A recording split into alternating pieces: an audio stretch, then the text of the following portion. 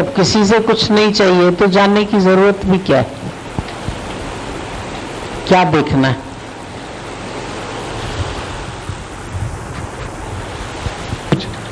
इसमें कौन सा बेहतर है? यह दोनों साथ साथ चलते हैं। जो तुम्हें आसान लगे वो करो।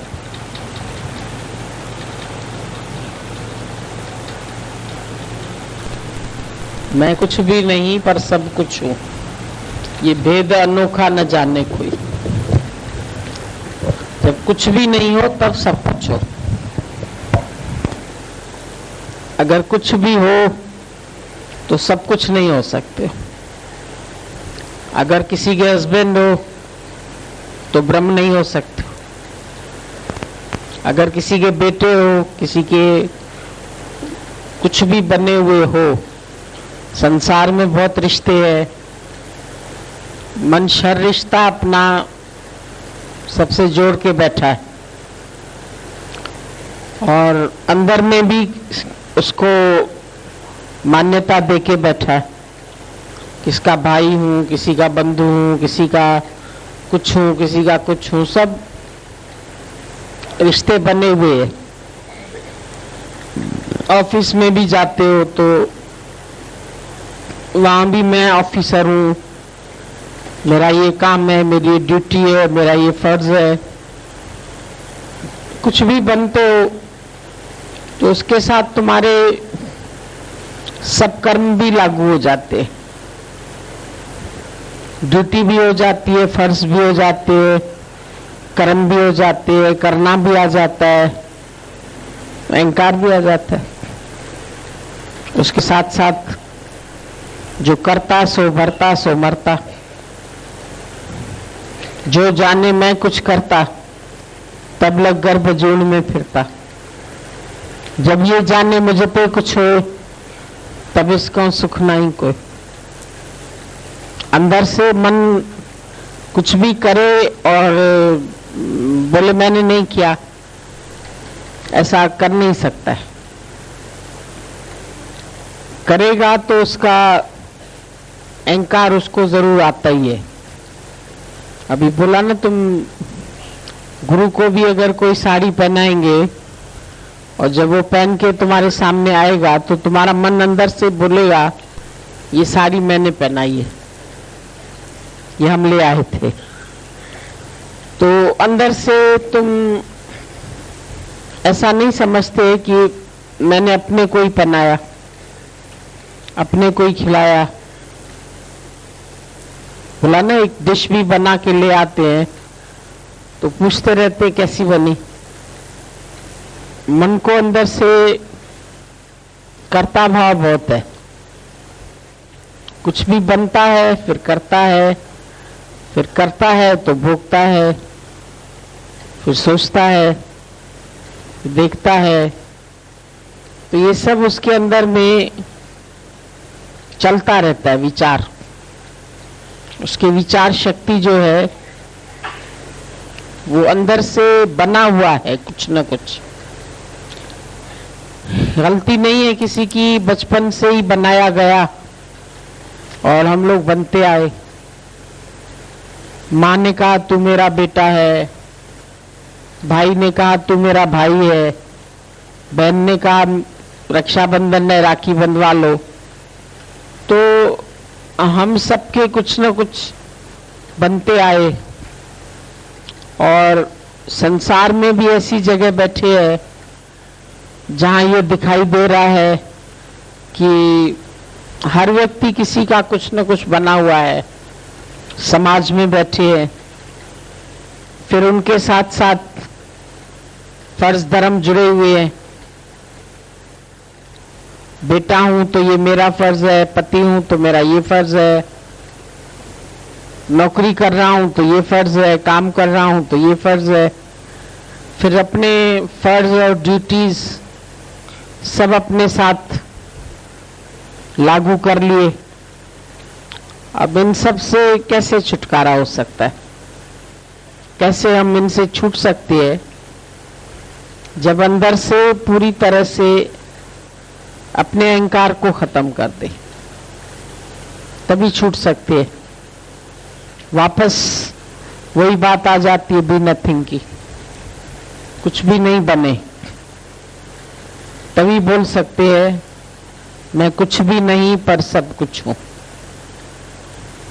या तो इतने महान हो जाओ, विवेकानंद ने बोला, या तो इतने बड़े हो जाओ, इतने बड़े हो जाओ कि कोई भी रस्सी तुमको बांध नहीं सके, या तो फिर इतने सूक्ष्म हो जाओ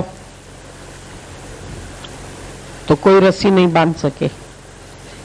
एक सूक्ष्म चीज को कुछ नहीं कोई बांध सकता है, और एक बहुत बड़ी चीज को कोई नहीं बांध सकता। कृष्ण को कोई बांध नहीं सकता था। मां जो भी रस्सी लेके आती थी उसकी 2 अंगुल छोटी पड़ जाती थी। वो इतना अपने आप को महान था वो, तो उसको कोई भी अहंकारी व्यक्ति बांध नहीं सकता है। पर जब अहंकार छोड़ दिया तो प्रेम में बंध गया। तो ब्रह्मज्ञानी भी प्रेम के बंधन में तो बंध जाता है, पर फिर भी वो प्रेम जो है वो कोई उसको लाचार नहीं करता है, दुखी नहीं करता है। प्रेम के बंधन में भगवान भी आता है, पर प्रेम के बंधन में वो स्वाभाविक बंधा हुआ है, उसमें कोई उसको तकलीफ नहीं हो रही है। संसारिक बंधनों में हमें अंदर से पीड़ा होती है। अभी अपना कोई रिश्तेदार है, अपना नातेदार है, अपना कोई बहुत क्लोज व्यक्ति है, तो उसके दुख में भी बहुत दुखी होते हैं और उसके सुख में भी बहुत सुखी होते हैं। ऐसे तो ज्ञानी को भी हम देखते हैं, वो भी शामिल होता है, वो भी मेरे दुख में भी शामिल हो जाता है, मेरे सुख में भी मेरे साथ हंसता है, बोलता है, बैठता है, खुश होता है, प्यार करता है, पर अंदर से वो निर्लिप्त भाव से है। वो अंदर से लिपायमान नहीं है, अंदर से खुश है या अंदर से दुखी है, ऐसा नहीं है।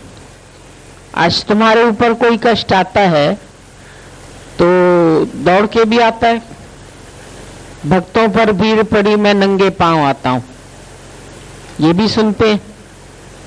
और जब वो रोते हैं तो तुमको भी रुला देते, भीग भी जाता है, उसके प्रेम में भीग जाता है, उसके साथ उसके आंसू भी बहने लगते हैं। जब सुदामा से मिला तो उसकी भी अश्रुधारा बही, प्रेम में उसको भी देखते हैं भाई, वो भी कैसे मित्रता में उसके भी अंदर से मन भर के आ गया। पर एक जो संसारिक रिश्तों में हमारा मन भर के आता है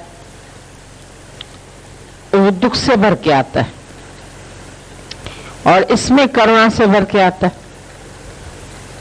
इसमें सुदामा के लिए उसको करुणा का भाव आया, और समर्थ था तो उसको क्या से क्या बना दिया। एकदम वो भिखारी था और एकदम उसको राजा बना दिया। क्या से क्या मैं बन गई, तेरा ये एहसान है। हम खुद अपने जीवन को देख करके इस बात को फील कर सकते हैं कि गुरु के पास आने से पहले हमारे पास क्या भी था तो भी हम कंगाल थे, और आज कुछ भी नहीं हो तो भी हम शहंशाह हैं। तो किस भाव से गुरु ने हमें शहंशाह बनाया? कोई गाड़ियां नहीं दी, मोटरें नहीं दी, बंगला नहीं दिया, पैसा नहीं दिया, माला माल नहीं किया, लॉटरी नहीं निकाली हमारी, पर फिर भी हमको लगता है लॉटरी से भी कुछ अधिक निकल आया। जो जीवन एक बोझ था वो जीवन एक हल्का फुल्का हो गया। जिस जीवन में हमारे कर्तव्य का भार भरा पड़ा था, ये करना ये करना ये करना, अमीर बनना, करोड़पति बनना है, ऐसा होना है, ऐसा होना है।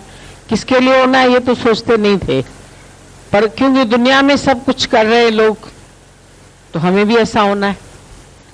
तो दिमाग में कहीं ना कहीं फितूर भरा पड़ा था, लेकिन अब कितने अंदर से ये सब भाव हट गए। राग भरा था, द्वेष भरा था, आसक्तियां भरी थी, ममता भरी थी, ये सब अंदर में भारीपन था। हृदय जो था वो हमारा बोझ से जैसे दबा हुआ था, लेकिन अब गुरु ने कितना हल्का कर दिया। अब मुझे कुछ करना है इस भाव से हम कुछ नहीं करते, पर फिर भी सब कुछ करते, फिर भी सबका हालचाल लेना, फिर भी सबसे पूछना, सबकी बात करना, सबका प्रश्न हल करना, सबके दुख निवृत्त करना, सबको खुशियां देना, सबको प्यार बांटना, सबके सुख में नाचना भी, हंसना भी, बोलना भी, मस्त भी रहना। ब्रह्मज्ञानी को भी देखते भाई, ये भी गोपियों के साथ कृष्ण भी नाच रहा है, तो क्यों नाच रहा है? उसको कोई नाचने का भाव था क्या? पर गोपियों का प्रेम ऐसा था, तो अगर तुम किसी के प्रेम में भीगे नहीं और किसी के दुख में तुमको करुणा का भाव नहीं आया, तो फिर तो तुम्हारा जीवन एक ठुठ बन जाएगा ना। जिस जीवन के अंदर कोई सरसता नहीं है, एक रस भी तो जीवन में होना चाहिए। अभी खाली ज्ञान है तुम्हारे पास तो तुम सूखे है, पर ज्ञान के साथ जब भक्ति है, प्रेम है, तो तुम्हारे अंदर एक सरसता है। अब देखो दीवार भी बनानी पड़ती है, जब ईंटें आ रहे बाजार से, ईंटें एकदम सूखे हुए हैं, पहले तो मैं देखती हूँ पाइप से उनको भिगाते रहते, ईंटों को भी। देखा है कभी तुमने कैसे भिगाते उसको? फिर अच्छा ऐसे ईंटे के ऊपर ईंटा रख दे तो दीवार एक बनती हुई तो दिखाई दे देगी तुम्हें, लेकिन अगर तेरे को पीठ में खुजली हो रही है, तुमने घिसना शुरू किया, तो वो दीवार क्या होगी? तेरे ऊपर ही गिर जाएगी, तो ही उससे चोट खा जाएगा। पर अगर बीच में मैंने सीमेंट से उसको पक्का कर दिया, अब वो दीवार तुम्हारे प्रोटेक्शन का काम भी करेगी, और जो तुम चाहो उससे कर सकते हो। पूरा कमरा बन जाएगा, घर बन जाएगा। तो उसको जोड़ने के लिए, ज्ञान को जोड़ने के लिए प्रेम की कितनी जरूरत है, सरसता की जरूरत है, प्रेम की जरूरत है, मधुरता की जरूरत है, मुस्कुराहट की जरूरत है, हंसने की जरूरत है। कई ज्ञानी होते हैं, हमें क्या मतलब हंसने से, हमें जगत वालों से क्या प्रयोजन? कोई मर रहा है तो मरे, कोई रो रहा है तो रोए, कोई दुखी है तो होए। क्यों समाज के बीच में आ जाते? क्यों सबका दुख निवृत्त करने के लिए अपना पूरा जीवन ही दे देते हैं उनको हंसाने के लिए?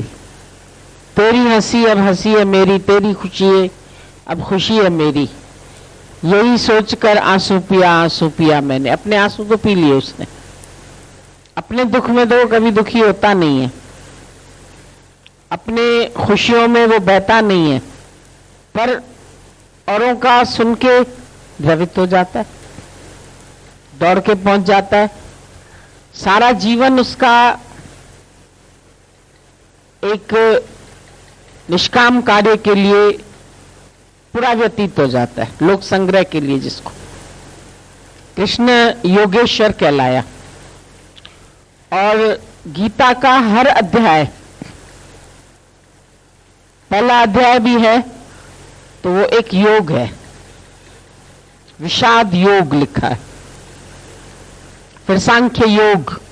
हर अध्याय में पीछे से योग शब्द, कर्म योग, ये योग शब्द क्यों जोड़ दिया गया? हर अध्याय एक योग है। तुम तो योगा समझते हैं प्राणायाम करना, एक्सरसाइज करना, पर भगवान ने बोला विषाद भी योग है। विषाद कैसे योग हो सकता है? जब तुम अत्यंत दुख में हो तो क्या याद आता है? परमात्मा याद आता है। उसका जब तुम्हारे अंदर में दुख होता है तो लगता है अब ये दुख मेरा कौन निवृत्त कर सकता है। अर्जुन को जब विषाद आया है तो उसका योग किससे हुआ? कृष्ण से ही तो हुआ। तुम ही हो जो मेरे इस दुख को हर सकते हो, मुझे इस कष्ट से उबार सकते हो, निकाल सकते हो, बचा सकते हो। पूरा मुख उसका आंसुओं से भर गया। क्यों? अब उसका अहंकार पिघल गया। ऐसे ही नहीं उसकी आंख से आंसू आए, पर उसको जो अभिमान था अंदर में, वीरता का अभिमान था, होशियारी का अभिमान था, समझदारी का अभिमान था, तो गुरु के पास आके पहले तुमको पिघलना पड़ता है। हर चीज बिना पिघले तो बनती नहीं। शीशे के गिलास भी बनते हैं तो पहले शीशे को पूरा पिघलाया जाता है। तुम जाके देखो जो भी फैक्ट्रियां हैं उसमें कैसे शीशा पिघल के बिल्कुल पानी बन जाता है, रेड रेड दिखाई देने लगता है, लाल रंग का एकदम ऐसे बहता हुआ दिखता है, बह रहा है। फिर उसमें से चाहे चूड़ी बनाओ, चाहे गिलास बनाओ, चाहे फ्लास्क बनाओ, चाहे जो भी तुम्हारी मर्जी है, कैसा भी शेप उसको देना चाहो, पर पहले तो पिघलता है। तो प्रेम तुमको पिघलाता है, दुख तुमको पिघलाते हैं। लोग बोलते हैं जीवन में दुख क्यों आते हैं, ज्ञान में भी बढ़ते हैं तो दुख क्यों आते हैं? अरे भाई एग्जाम तो होंगे, परीक्षा तो आएगी, पिघलोगे कैसे? अगर बच्चों को परीक्षा का डर न हो तो क्या पढ़ेंगे? तुम्हारे जीवन में परीक्षाएं ना आए, उतार चढ़ाव ना आए, संबंधियों के रुकावटें ना आए, दुख ना आए, जीवन के दुख ना आए, प्रारब्ध के दुख ना आए, कर्मों के दुख ना आए, तो मन कहां पिघलेगा? मन तो अहंकारी होता जाएगा। मेरे तो सब कर्म ही श्रेष्ठ है, मैं तो बड़ा अच्छा हूं। लेकिन जब कभी ऐसे कष्ट आते हैं तो कौन से ऐसे मैंने कर्म किए थे, जरूर हमको अपने कर्मों की तरफ भी ध्यान जाता है। फिर आगे से न करने का भी विचार आता है कि हमारे द्वारा फिर ऐसे कर्म ना हो जो मैं इन कर्म बंधनों में फिर से बंधूं, फिर से मेरी लाइफ में इतने कष्ट आए। ये दुख जो मेरे को आ रहे हैं, तकलीफें आ रही है, वियोग आ रहा है, संयोग आ रहा है, धन का अभाव आ रहा है तो ये सब कोई ना कोई कर्मों का खेल। अगर इसमें तुम्हारे आंसू भी बह रहे हैं, दुख भी आ रहा है, तो तुमको परमात्मा के नजदीक ला रहे, तुम गुरु के और करीब आ रहे हो पिघल के, तो फिर गुरु तुमको कोई और शेप दे देता है। तुम्हारा जीवन अज्ञान से ज्ञानमय हो जाता है, प्रेममय हो जाता है। ये आंसू तुम्हारे फिर प्रेम के आंसू बन जाते। पहले शोक के आंसू है, लेकिन फिर वो प्रेम में बदल जाते। गोपियों के आंसू प्रेम के आंसू है, फिर प्रेम के आंसुओं ने दिल के दाग धो दिए, फिर प्रेम के जरिए मैंने प्रभु को पा लिया। बिना प्रेम कोई न मिलंदो मोहन के, आए प्रेम जिनके मिले शाम तिनके। अगर जीवन में तुम्हारे प्रेम ना हो तो तुम खिंच के आ सकते? प्रेम में एक आकर्षण पैदा होता है और आकर्षण से कृष्ण मिलता है। कृष्ण क्या है? आकर्षण का ही स्वरूप है। कृष्ण किसको मिला? अर्जुन को मिला, गोपियों को मिला। क्यों मिला? आकर्षण हुआ ना। अंदर दुख आया, चाहे वियोग का भी दुख था, वियोग में भी बहुत दुख होता है। ऐसा दुख होता है जैसे कपड़ा निचोड़ रहा है पूरा, बहुत पीड़ा होती है। जब दूरी होती है जिससे हमारा प्यार है, उसकी दूरी हमको अंदर से ऐसे निचोड़ती है जैसे कोई कपड़ा निचोड़ रहा है, वो अंदर से दुख लगता है। उसमें हमारा अभिमान मान हर लो मेरा, अभिमान टूटता है, मान टूटता है। नहीं तो मान में हर एक व्यक्ति देखो रोना आएगा ना तो भाग जाता है, या ऐसे धीरे से पहुंचता है, कोई किसी ने देखा तो नहीं। आंसू भी आएंगे ना तो छिपाता है आंसुओं को, लेकिन जब इतना प्रेम का अंदर उमड़ आएगा तुम्हारे सागर, तो वो तो फिर बह ही जाता। कोई ये नहीं हम कह रहे कि रोज आके, पर प्रेम में ये एक निशानी है। भाई बोला प्रेमी का स्नान क्या है? आंसू बह जाते, रह नहीं सकते। भगवान मैं तुम्हारे बिना जी नहीं सकता, दादा तुमसे प्यार कितना ये हम नहीं जानते, मगर जी नहीं सकते तुम्हारे बिना। पहले संसार वालों के बिना नहीं जी सकते थे। आदमी से इतना मोह था, घर वालों से मोह था, माँ बाप से इतना मोह था, अपने शरीर से मोह था। शरीर में कोई कष्ट आता है वो नहीं सहन होता है, उसमें भी रोना आ जाता है, उसमें भी दुख लगता है। अब शरीर का कष्ट भी नहीं लगेगा, क्योंकि प्रेम का केंद्र बदल गया, परमात्मा से हो गया। उसके लिए तड़प हो, उसके लिए वियोग हो, उसके लिए शरीर में पीड़ा हो, उसके लिए मार खानी पड़ी गोपियों को, बंधन सहने पड़े, बांध भी देते थे घर वाले उसको, कष्ट तो बहुत देते थे। मीरा को कम कष्ट मिले क्या? सांप से भी कटवाना चाहा और कमरे में बंद किया। इतने कष्ट प्रहलाद को कितने कष्ट दिए गए? कारण क्या था? कारण सिर्फ एक ही था ना, वो भक्ति कर रहा था। उसको बोल रहा था नारायण नहीं बोलो, वो बोलता है और बोल दो कि नारायण ना बोलो, एक बार और बोल दो, तुम्हारे मुख से भी तो नारायण निकल रहा है। तो उसको पीड़ा नहीं लग रही है ना, है तो इतना बालक, लेकिन बालक वो पीड़ा इतनी मार खा रहा है, उससे पूछो तुमको मार मिल रही है, वो कहता है मार कहां है, ये तो प्यार है भगवान का, ये तो मेरे को और नजदीक कर रहा है। और उसके लिए कैसे भगवान को रूप भी धरना पड़ा, नर सिंह, आधा नर आधा सिंह। संसार वालों को मारने के लिए सिंह रूप धारण करता है, प्रेमी से मिलने के लिए नर रूप धारण करता है, तो नर सिंह बन जाता है। हमारे विकार खत्म करने के लिए शेर जैसी गर्जना भी करता है गुरु। अगर शेर जैसी गर्जना न करे, हम बोलते हैं अरे गुस्सा क्यों कर रहे हैं, मेरे अहंकार पर गुस्सा नहीं करेगा तो कैसे मरेगा मुआ, उसके लिए तो गर्जना उसको करनी पड़ती है, तो सिंह भी बन जाता है। ऐसे तो नर रूप है, लेकिन सिंह की गर्जना करता है तो हमारे अंदर के विकार खत्म हो जाते हैं, वैनिश होते हैं। उसको मिटाने के लिए गुरु को मेरे लिए नर सिंह रूप धारण करना पड़ता है। जब जब होता नाश धर्म का और पाप बढ़ जाता है, तब लेते अवतार प्रभु, फिर ये विश्व शांति पाता। उसके बाद फिर सांख्य योग बोला, फिर उसके बाद कर्म योग बोला, फिर ज्ञान के साथ जब कर्म नहीं मिलेगा तो खाली ज्ञानी शुष्क हो जाएगा। कर्म में बैठोगे, प्रवृत्त होगे तो तुम्हारा शरीर भी चलेगा, नहीं तो शरीर एकदम ठुट हो जाएगा। कार्य में लगा रहेगा, चलता तो रहेगा ना, आलसी तो नहीं बनेगा।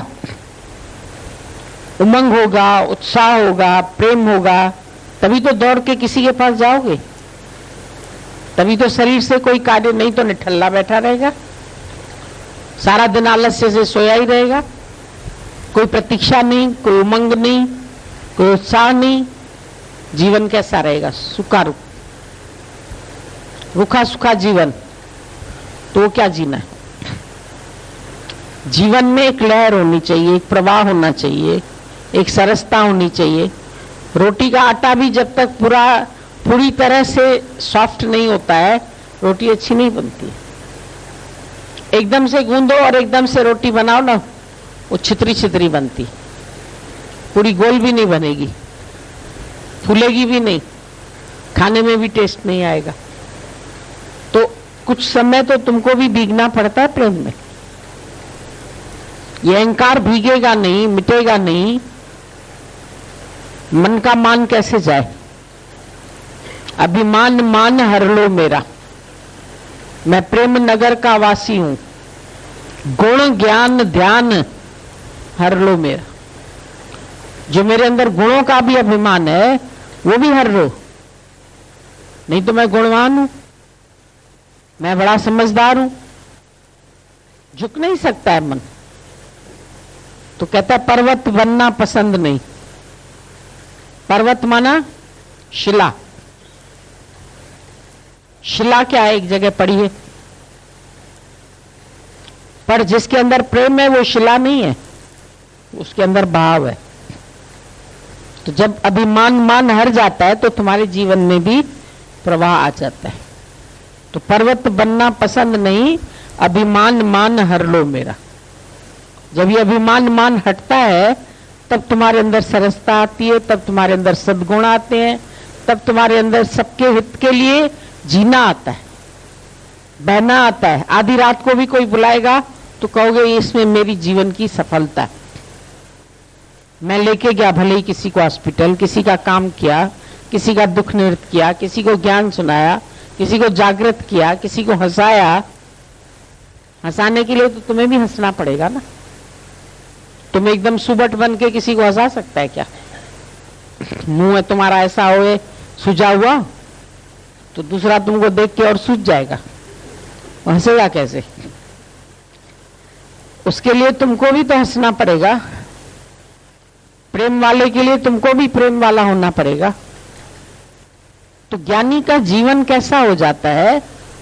रसमय हो जाता है, प्रेममय हो जाता है, और सबके हित के लिए अपने आप को वो गुम करता जाता है, अहंकार रहित हो जाता है। और जैसे जैसे तुम्हारा अहंकार मिटता जाएगा तुमको बी नथिंग होने का एहसास होगा, और बी नथिंग होते होते फिर सर्व में अपना आप दिखेगा, तब लगेगा सर्व मम रूप है। जब पहले बी नथिंग हो जाओगे तो अपना आप फिर सब में दिखेगा।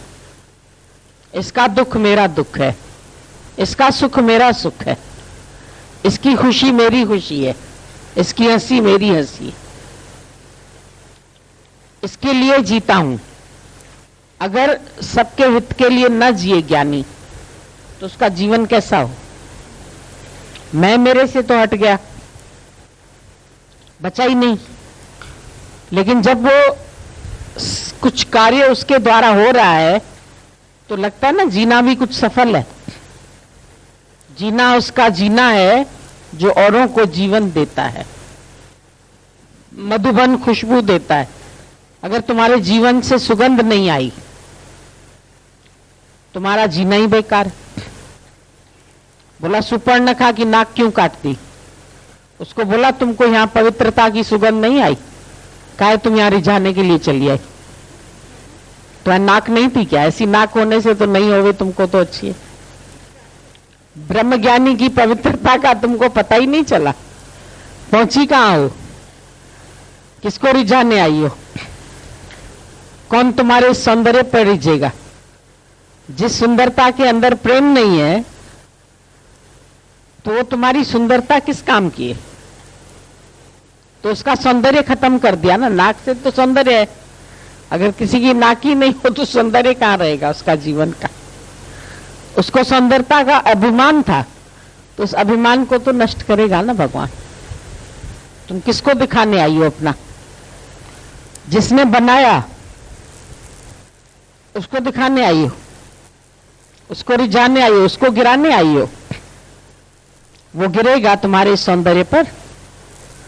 ज्ञानी कहता है सब मैं ही तो हूं, तो गिरेगा किसी पर? इतनी गोपियां सुंदर थी, तो कृष्ण क्या उसके अंदर फंस गया? उसको वासना ने गिरा दिया, उसको कामना ने गिरा दिया।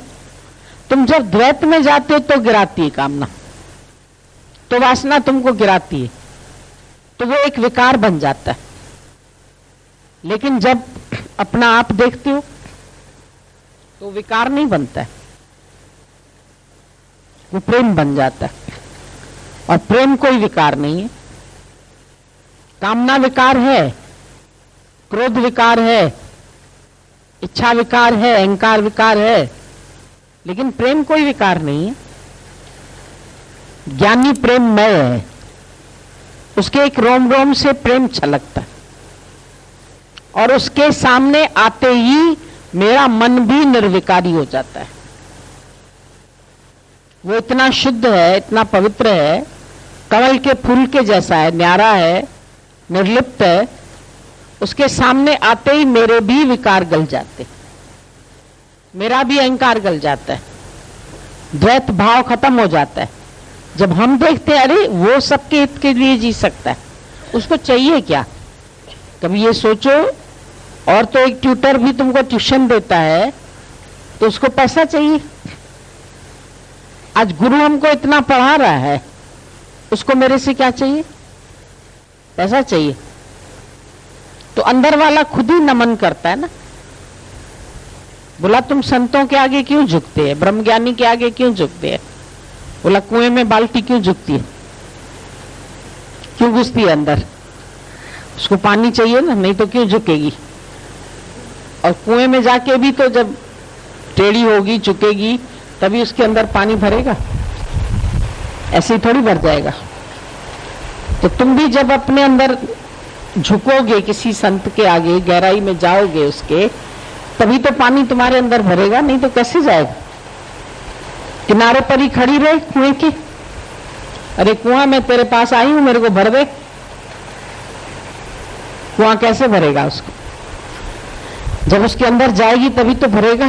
फिर उसमें भी टेढ़ी होगी, ऐसे ऐसे करते हम रस्सी से उसको, तब भरता है पानी। तो मन को भी जब हम झुकाते हैं, खाली गुरु के पास आ गए, आए और चले गए, गुरु न पहचानता है न तुम उसको पहचानते, तो उसके आगे तुम झुके, नमन किया। नमन ऐसा हो जो मन बचे ही नहीं तुम्हारा, न मन, जहां मन नहीं बचा। और जो मन बच गया तो नमन कहां हुआ? फिर विकार भी तो तभी हटेंगे, इच्छाएं भी तभी हटेगी, अहंकार भी तभी हटेगा। नहीं तो न इच्छा हटेगी न अहंकार हटेगा, विकार अंदर पड़े ही रह जाएंगे। विकारों से ठुसे पड़े हैं तो आवाज कैसे निकले?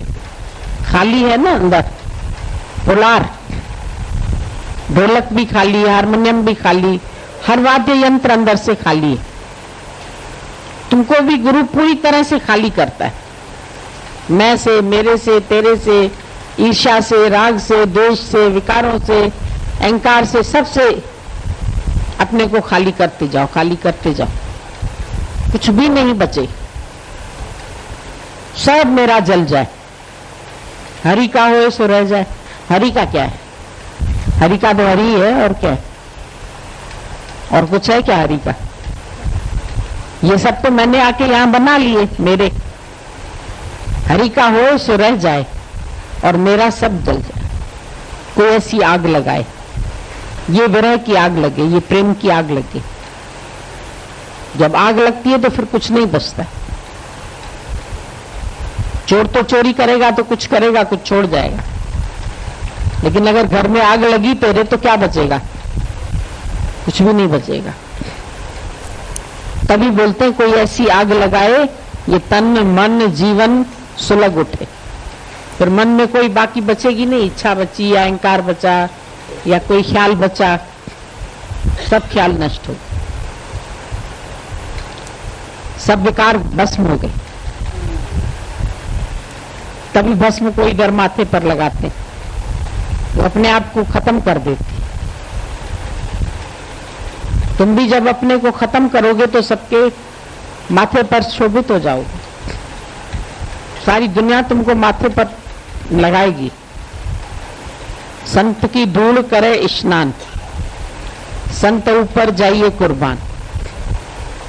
संत की धूल मतलब कोई पैरों की धूल नहीं। लोग तो स्थूल अर्थ लेके मट्टी वाले पैर धो धो के वो पी लेते हैं।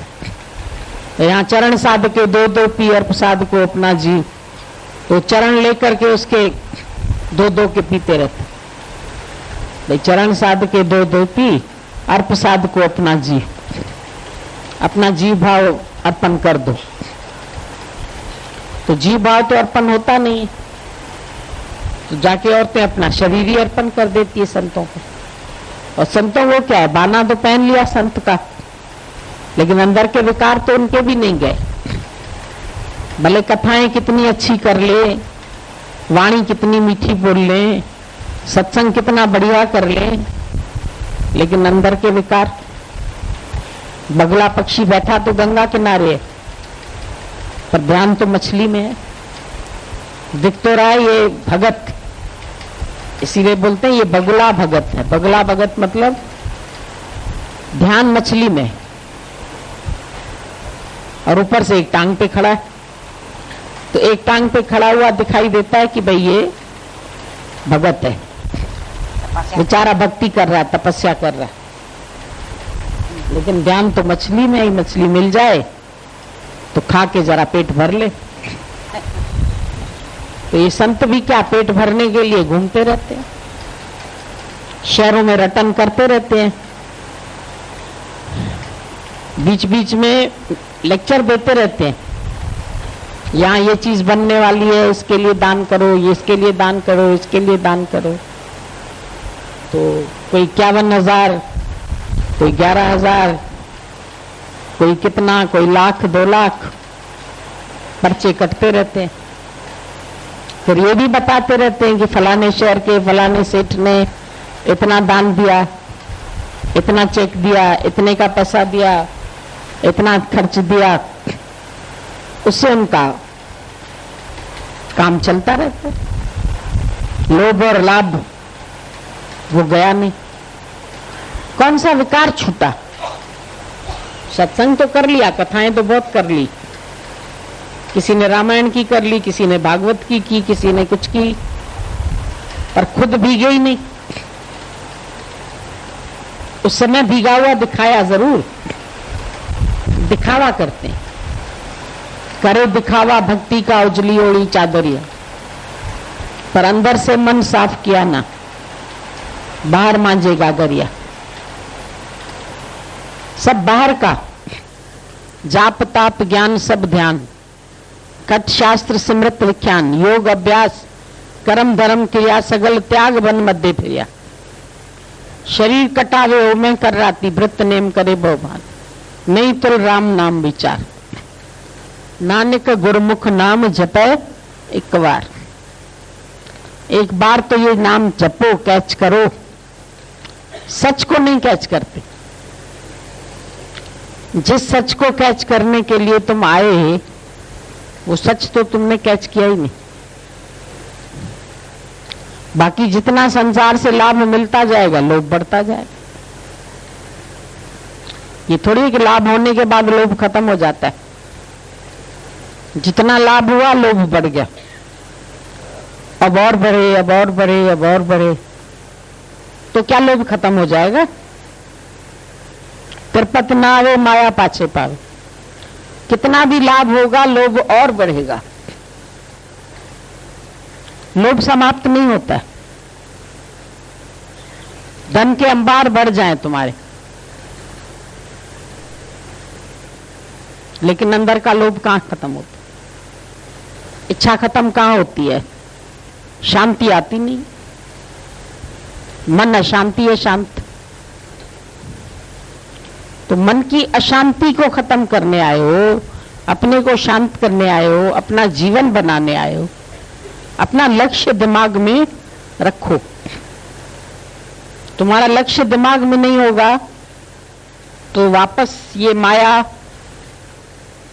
तुमको घेर लेगी। जन्म जन्म के फेरे, सांझ सवेरे तुझको घेरे, इनसे न कोई बचे रे। घेरते रहेंगे। इनसे बचना है तो पूर्ण शरणागत।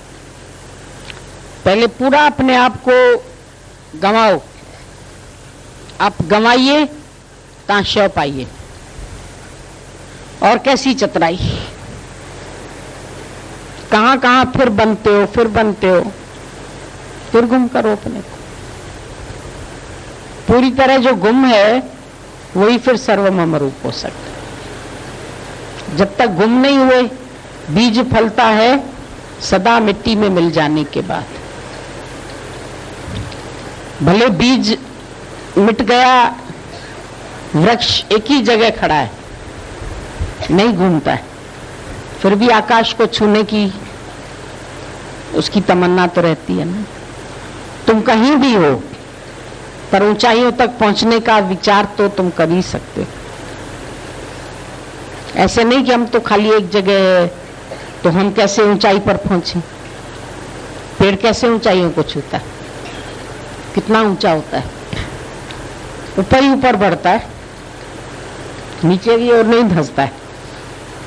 तुमको तो कोई कुछ कहेगा तो धरती में चले जाओ, मेरा अपमान हो गया, मेरे को शब्द लग गए, मेरे को बात लग गई, मेरा ऐसा हो गया।